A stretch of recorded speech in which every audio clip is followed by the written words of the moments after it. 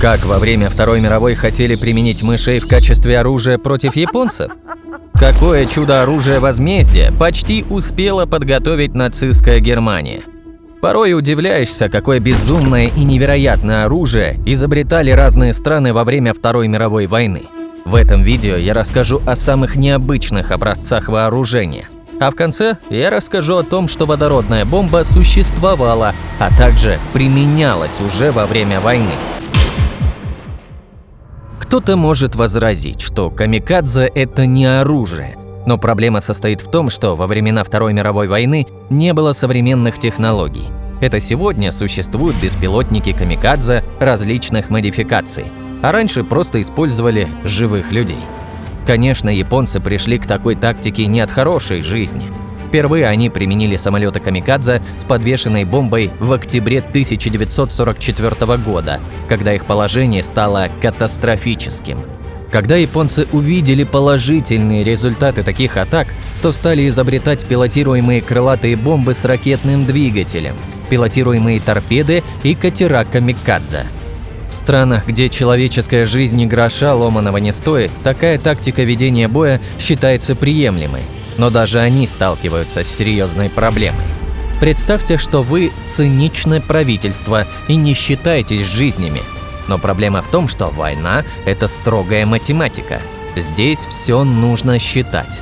Для того, чтобы вырастить нового камикадзе, должно пройти хотя бы 17 лет, пока человек вырастет и обучится на пилота.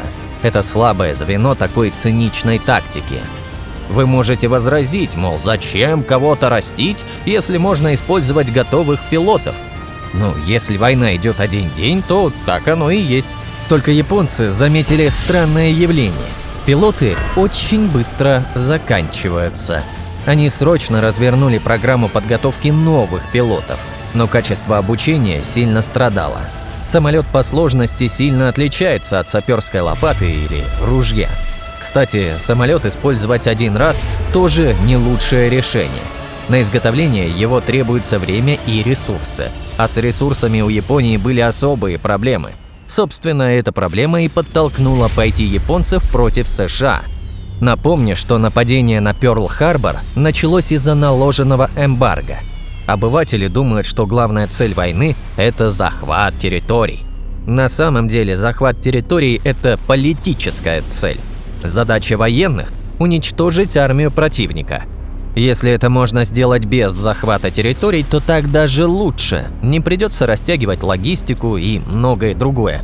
А когда армия разбита, то можно будет свободно заходить и забирать власть. Потому военные всегда все считают и делают выводы из этих расчетов. Точных цифр вы не найдете, но по приблизительным подсчетам погибло около 3000 камикадзе. Только не сравнивайте их с обычными пехотинцами. Для подготовки летчика с нуля требуется несколько лет непрерывного обучения. Это, пожалуй, не те специалисты, которыми можно было так просто разбрасываться. И популярное крылатое выражение «нет незаменимых людей» здесь просто неприменимо. Если бы Германия не начинала войну, то сегодня, вероятно, была бы самой развитой страной во всем мире. Тем более, что в начале 20 века она уже выбилась в лидеры. Кроме некоторых нелепых проектов, они также умудрялись обходить весь мир по передовым техническим разработкам в самый разгар войны. И это в те времена, когда на немецкие города союзные войска высыпали килотонны бомб.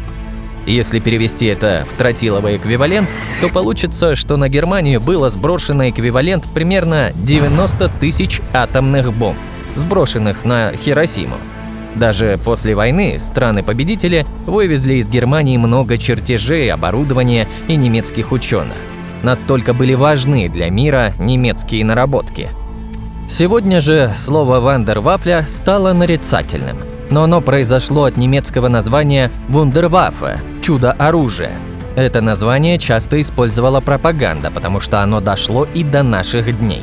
Однако на самом деле свое оружие они официально называли «Фегейтунгсваффе», что дословно означает «оружие возмездия». Одним из видов такого оружия были ракеты Фау-1, Фау-2, а также Фау-3, которая по сути была артиллерийским орудием. Уточню, Фау-1 и Фау-2 – это обычные ракеты, летящие по баллистической траектории, а Фау-3 – это, по сути, стационарная дальнобойная мегапушка с реактивными снарядами, которые должны были добивать на расстояние до 160 километров. То есть это некоего рода смесь пушки из современных РСЗО типа «Град» или «Хаймарс». И если бы союзники ее не разбомбили, то Лондон точно был бы стерт с лица земли. Благо, это был у нацистов единственный экземпляр. Наверное, вы задумались, почему Лондон? Просто у Гитлера был пунктик насчет Лондона. Вместо того, чтобы поражать стратегические объекты, огромное количество средств и сил было потрачено на бомбежки Лондона.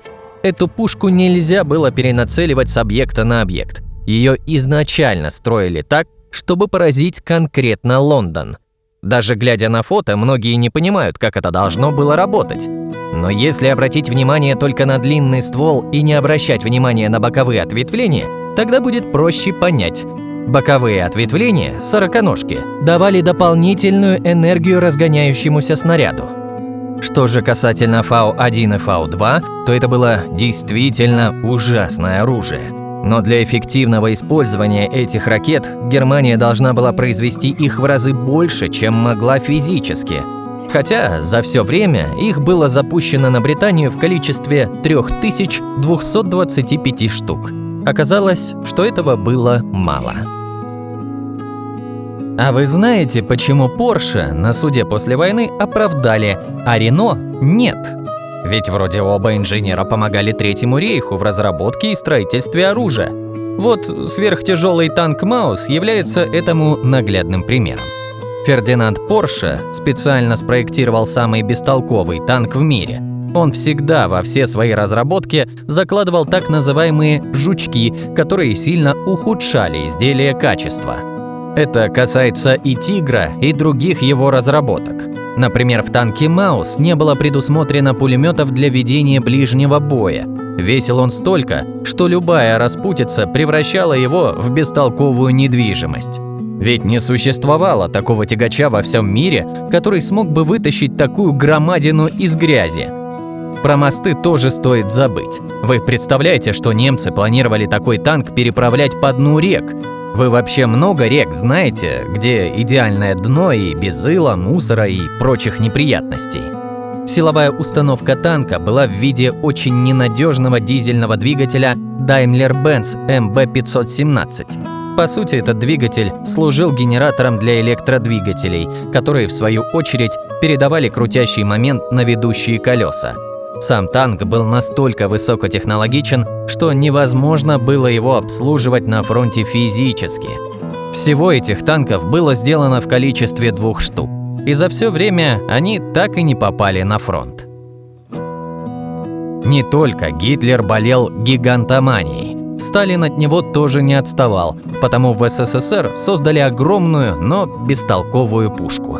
Тот, кто хоть раз слышал такое понятие, как контрбатарейная борьба, понимает, что пушка должна быть очень мобильной, иначе после первого же выстрела прилетит ответка. А здесь даже контрбатарейки не нужно, так как пушка передвигается по рельсам. Противник изначально знает, где такую громадину можно ожидать. Но самое смешное даже не ее огромные размеры, вес и привязка к железной дороге. Эта пушка не могла поворачивать. То есть она должна стрелять только по направлению движения. А вот чтобы можно было менять угол горизонта, были специально достроены железнодорожные ветки, которые называли усами. Радиус закругления их был 500 метров. В итоге противник по этим усам изначально знал точку, откуда велся огонь. Вы не поверите, но эта пушка даже участвовала в реальном бою. Это было в Советско-финской войне. В то время, когда Советский Союз напал на Финляндию еще до Великой Отечественной войны 1941 года. На этом орудии использовались снаряды 2 типов. Это бронебойный весом 470 кг и фугасный дальнобойный снаряд весом 314 кг. Дальность выстрела 29 км. Ресурс ствола 400 выстрелов. Если повышать градус безумия, то нельзя пропустить историю летучих мышей, внимание, бомбардировщиков. Этот проект носил название X-Ray. Название мне, кстати, что-то напоминает. Не спрашивайте, почему такое название, этого не знает никто. Так вот, задумка была следующая. К летучей мыши приклеивали специальные целлюлозные контейнеры с напалмом. Эти мини-бомбочки срабатывали спустя заданное время. Смысл заключался в том, что мышей должны были сбрасывать с самолета, а они разлетались по чердакам домов в радиусе 20 километров. Цель – огромное количество пожаров. В те времена никто не различал мирных жителей от военных. Бомбили просто всех.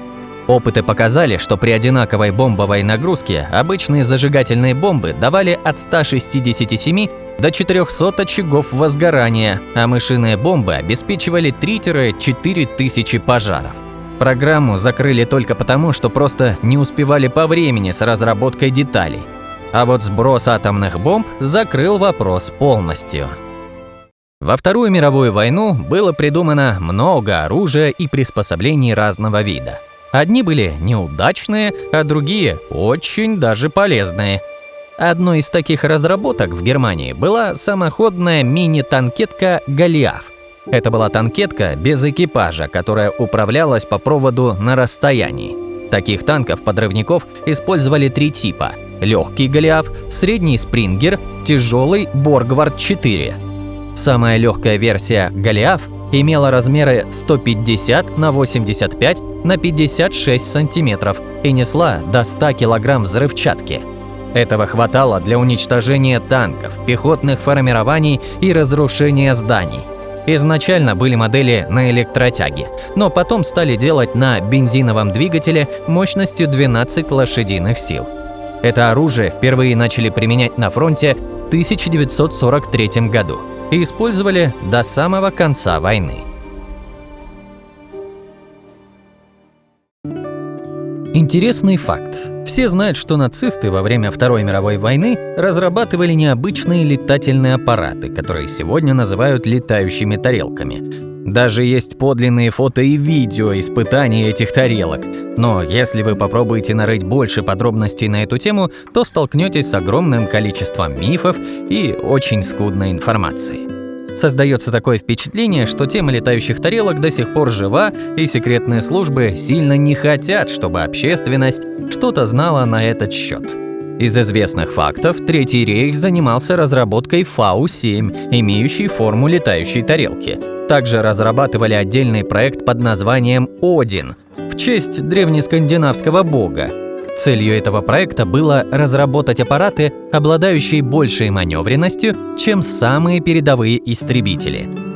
Модель Один-42М развивала скорость до 900 км в час, а разработка велась инженером Виктором Шаубергером на базе в Антарктиде. Кстати, в ответ скептикам есть подлинные фото японцев, которые тогда помогали немцам в разработках. Что они делали в Антарктиде в 40-х годах? А сегодня, когда свидетели НЛО рассказывают про странные случаи, где четко прослеживается японский след, лишь подвергаются насмешкам. Кстати, документально подтверждено, что секретные базы у немцев были не только в Антарктиде, но и в самой Германии, а также в Чехии и в Африке. А вообще, тема летающих тарелок и монокрыльев времен Второй мировой тянет на целое видео, так что, если тебе интересно такое, то напиши об этом в комментариях, а мы обязательно прочтем.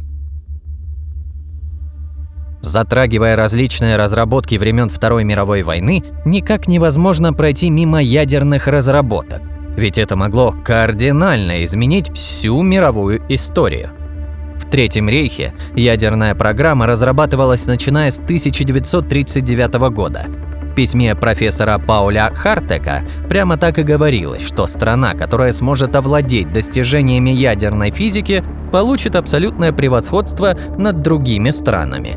И, возможно, если бы фашистское правительство не преследовало ученых и евреев, то могли успеть с разработками до конца войны. Справедливости ради, стоит отметить, что формально старт ядерной программе был дан еще в декабре 1938 года, когда два немецких физика, Отто Ган и Фриц Штрассман, впервые в мире смогли расщепить ядро атома урана. Всего в Германии было 22 научные организации, напрямую связанные с атомным проектом.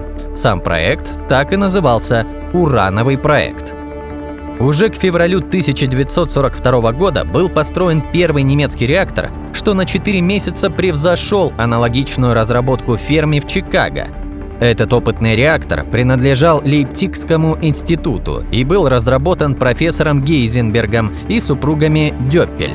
Кстати, именно отсюда взял свой псевдоним главный герой сериала «Во все тяжкие». Правильно звучит он именно Гейзенберг, а не Хайзенберг. Ну да ладно. Естественно, союзники знали про ядерную программу, потому старались всячески помешать этому. Например, в феврале 1943 года засланным из Великобритании норвежским диверсантам удалось уничтожить завод по производству тяжелой воды в Норвегии. Напомню, что Норвегия в те годы сотрудничала с Германией. Также важно отметить, что на исследования в Германии было потрачено в 200 раз меньше средств и задействовано в 1500 раз меньше людей, чем в американском ядерном проекте. Кстати, американцы не только завершили проект, но и поставили жирную точку в конце Второй мировой войны, сбросив 2 атомные бомбы на Японию. Чудовищные события. Во Вторую мировую, кроме обычных подводных лодок, разные страны-участники использовали и миниатюрные подводки. Они отличались от своих огромных собратьев ценой, временем постройки, маневренностью и незаметностью. Их применяли в диверсионных операциях, таких как уничтожение морских объектов и баз противника. Благодаря компактным размерам они могли подходить к вражеским целям незамеченными, нанося серьезный ущерб. Для установки водных минных полей, для разведки они могли незаметно подойти к вражеским берегам, собирая полезную информацию. Или для торпедной атаки. Понятно, что небольшая лодка не могла нести торпеды с большим зарядом, но было много диверсионных операций, где альтернативы мини-подводным лодкам просто не существовало. Мало кто знает про то, что во Второй мировой войне немцы использовали массово гужевой транспорт, то есть лошадей. Просто Гитлер дал четкие указания показывать на видео и фото только механизированный транспорт. Это делалось для устрашения противника и поднятия боевого духа самих немцев. Из-за этого еще в 30-х годах прошлого века первая в мире РСЗО, реактивная система залпового огня, была создана в виде тележки, в которую можно было свободно впрягать лошадь. Называлось это оружие «Nebelwerfer», что означало «туманомет». Изначально оно проектировалось как химическое оружие для метания дымовых и химических зарядов. Советская «Катюша» тоже разрабатывалась для этих целей, но осколочно-фугасные снаряды показали свою эффективность на поле боя. Собственно, потому и отказались от первоначальной задумки и немцы, и Советы. Позже немцы усовершенствовали свое оружие и стали устанавливать на самоходках. Вурфрахмен-40 – это уже была самоходная РСЗО, которая выпускала снаряды большой мощности с боевым зарядом весом 50 кг. РСЗО разных стран показывали свою эффективность при уничтожении логистики, бронетехники и личного состава противника. Это оружие в разных модификациях дожило и до наших дней, продолжая показывать свою эффективность на поле боя. Безумные штуки также делали и японцы. Хороший пример – это огненный воздушный шар «Фуго».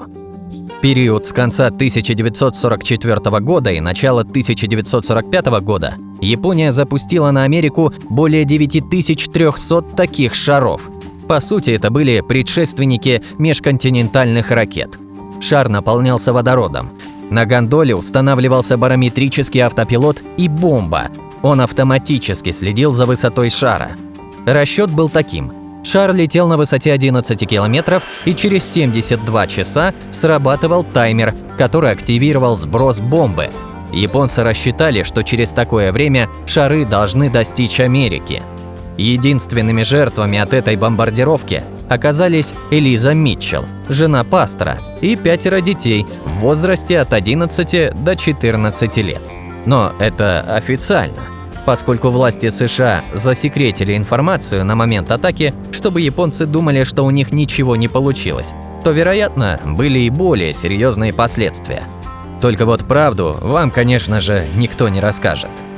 Если бы этот проект был действительно бестолковым, то его не использовали британцы против Германии, а также США в разведке стратегических объектов СССР во время Холодной войны. Кстати, в 50-х годах прошлого века в США велась разработка биологического оружия, основанного на таких шарах.